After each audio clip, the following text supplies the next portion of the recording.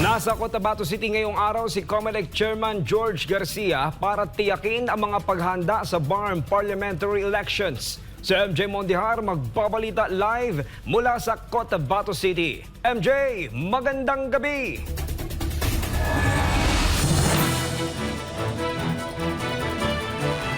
Kyle, mayong gabi, gikan diri sa Cotabato City. Yan nga ang ginawa ni COMELEC Chairman George Garcia kasama ang national media para tiyakin na magtutuloy-tuloy nga mga paghahanda ng COMELEC para sa paparating na BARM parliamentary elections kasabay ng 2025 midterm polls sa susunod na taon. Personal na nagtungo sa Bangsamoro Government Center dito sa Cotabato City, si COMELEC Chairman George Garcia. Sinuri niya sa pagbisita ang mga paghahanda ng komisyon para sa kauna-unahang parliamentary election sa BARM.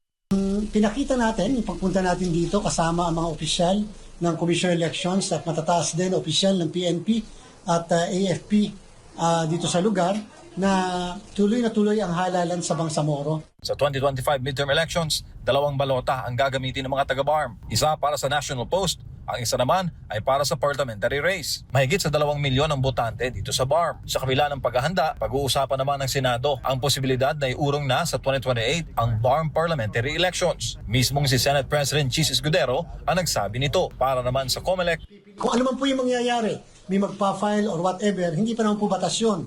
Kung sakasakali man panukalang batas pa lang yon. And therefore, that does not amend yet the existing law.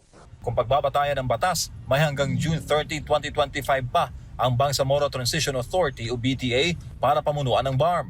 Ang BTA ay pinangungunahan ng mga opisyal mula sa Moro Islamic Liberation Front o MILF. So sa amin pong palagay, kung sakasakali magkakaroon ng panibagong extension, ay kakailanganin ng isang batas.